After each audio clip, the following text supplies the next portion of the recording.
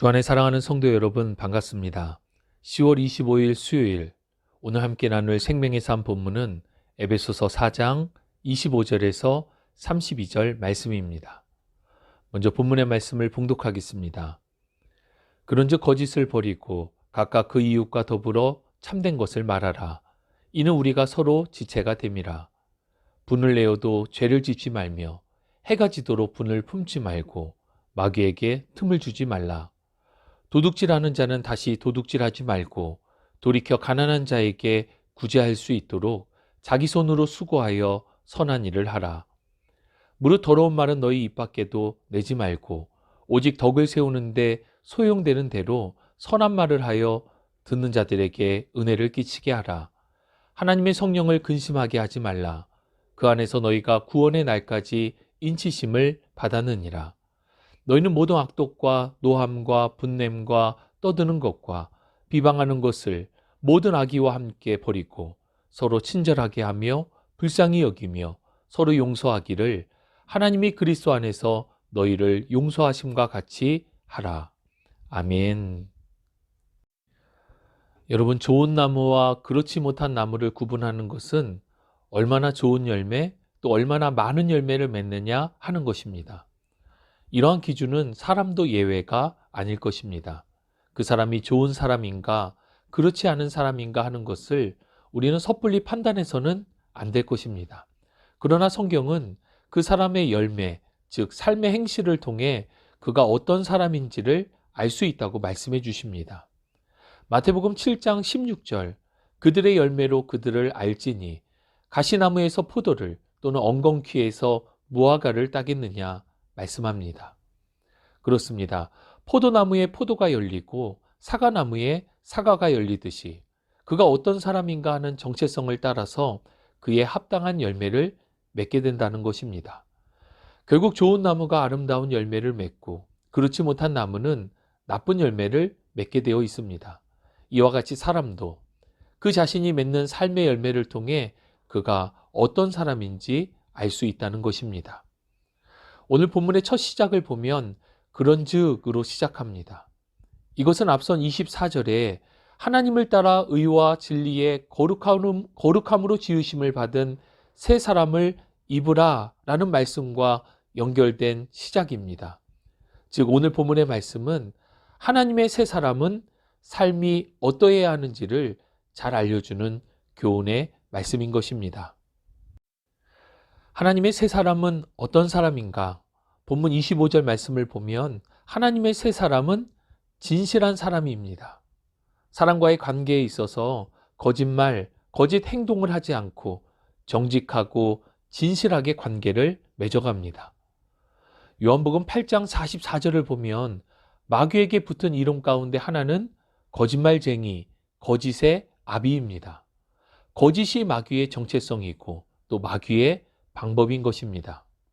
반면 하나님은 신실하시고 진실하신 분입니다. 변함이 없으시고 거짓이 없으시며 약속하신 모든 말씀을 성취하시는 신실하신 하나님이십니다. 죄와 허물로 마귀에게 속했던 우리가 하나님의 은혜 안에 하나님의 자녀, 곧 새 사람이 되었습니다. 그렇다면 우리는 이전의 옛사람의 정체성을 따라가서는 안 될 것입니다. 우리 입술을 통해 나오는 말이 의례적인 것이 되었건 습관적인 것이 되었건 잠깐의 유익을 위한 것이 되었건 거짓에 속하여서는 안 됩니다. 왜냐하면 거짓 자체는 하나님께 속한 것이 아니기 때문입니다. 작은 거짓이라도 우리의 양심은 민감하게 반응해야 하고 그렇게 우리 안에 모든 거짓을 버려야 합니다. 우리는 하나님의 새 사람이기 때문입니다. 26절 말씀을 보면 분노라는 감정과 태도에 대해서 말씀해 주십니다. 전제는 모든 사람에게서 분이 일어날 수 있다는 것입니다.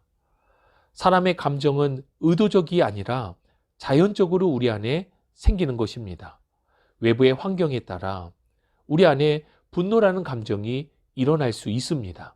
그때 중요한 것은 우리 안에 생긴 분노로 인해 죄를 지어서는 안 된다는 것입니다. 분노의 감정이 말 또는 행동으로 외부에 표출될 때 죄를 짓게 되는 경우가 많습니다. 또 그 분노의 감정을 계속해서 마음에 품고 있어도 위험합니다.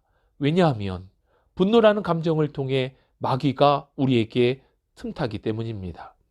그래서 이어지는 27절은 이러한 분노의 감정으로 인해 마귀에게 틈을 주어서는 안 된다고 말씀합니다.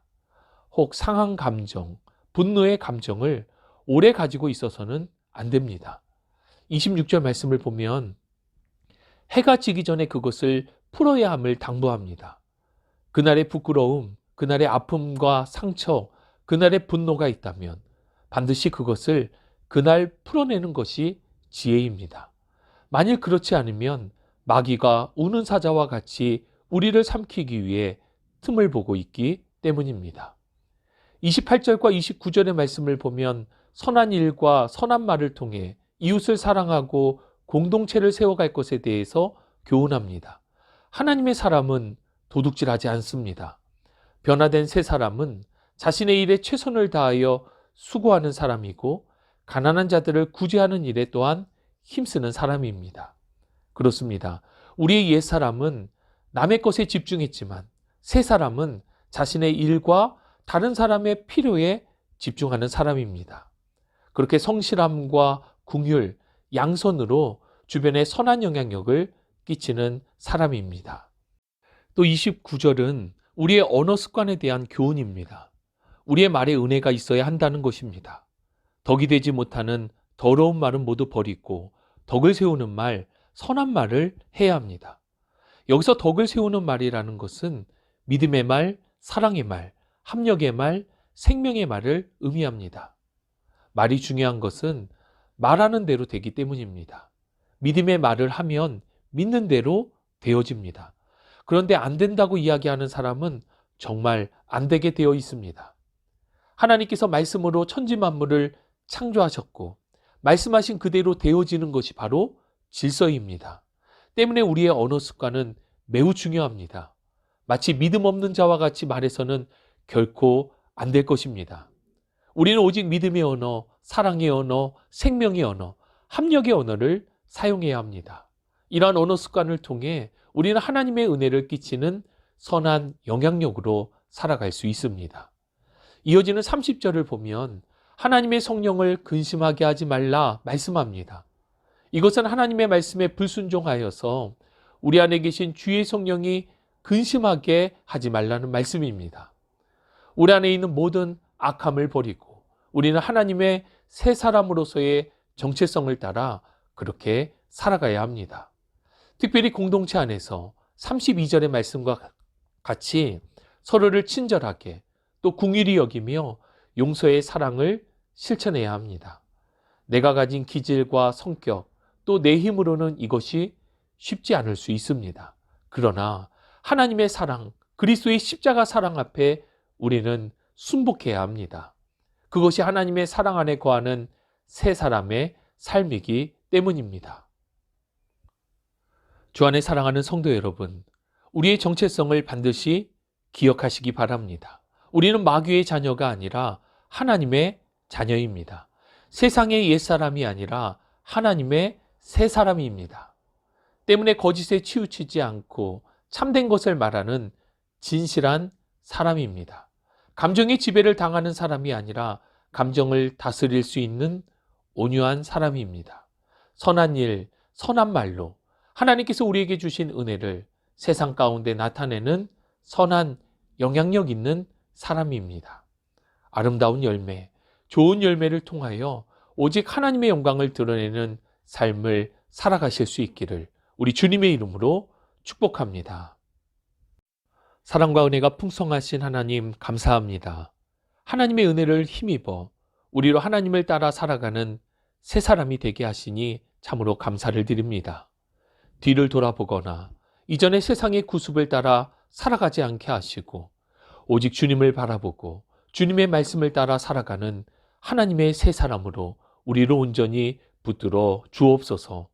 함께 하심을 믿고 감사드리며 우리 구주 예수 그리스도의 이름으로 기도합니다. 아멘.